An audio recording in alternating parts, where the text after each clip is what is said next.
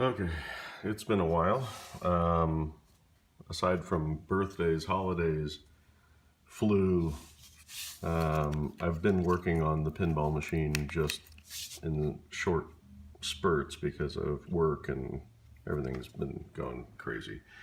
But, excuse me, I'm still getting over the flu. So, a couple things. Redesigning the 3-target drop bank, the motorized bank. This is the old Sled right here, but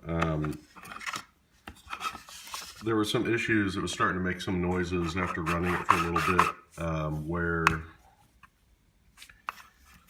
I think when I water jet the metal pieces and I bent them to make it stable, there were some slight variations in my bends that cause it to bind, and over time, being that this is 3D printed PLA, it's not like a injection molded plastic, and you can hear it. It tends to start to bind, and I think one of the things I might need to do is actually do a little bit of grease inside the channels to help it move back and forth. But I mean, the sound isn't that big of a deal overall, but I just wanted to take the same design, but basically make it a little more rigid and just print the whole thing, bolt it in, and see what I get. A couple of the other things in combination with this. Before I was using an external servo controller that would just run the target up and down, no real control over it with the controller, the pinball controller. It was not tied together at all.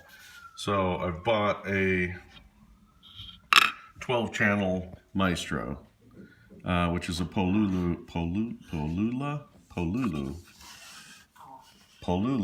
whatever. Anyway, it's one of these. That on Mission Pinball framework site, it says that it will work with their system. Unfortunately, these things are tiny. And there's the mounting holes there's one at the top, one at the bottom. It's kind of a weird way to mount it. So what I've done is I've 3D modeled this so that the pins on the bottom, I don't know if you can see this, see how they stick out? They don't allow it to sit flat, so I've created some pockets. I had to do it with a tape measure because I took my calipers to work, so I gotta bring them home. So basically the Maestro will sit in here on top of this ledge. These two little side tabs hold it in the center. This tab is designed so that it can hook the front of the board underneath, and then this hole would be where the back screw goes, and it should hold it in place. And then I've added mounting ears to this little sled, well, I call it a sled, little mounting plate, so that I can mount it to this guy somewhere on the sides or on the back, and it would go like that. So I've printed my first shot at it, but again, I'm measuring with a tape measure, which is not preferred method. I just didn't have anything else. And so it does lock under, but you can see it's due to I bought a little 3D printer so I could work at home too. So, you can see that pushed all the way under, and I think it's because it lost some accuracy because of my overhang here. The hole doesn't line up exactly, or I measured wrong because I'm using a tape measure. That's probably more likely. So I'll be printing another one that's a little more accurate. I'll probably put a tab here on the back side just to help keep things centered.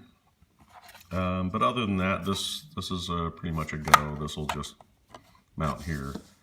And then I'm going to start hooking this up. It's time to tear the pinball machine apart and CNC a new playfield, transfer all the guts, all the wiring over, and I'll be showing that later in a video also. So I will be updating as soon as I can.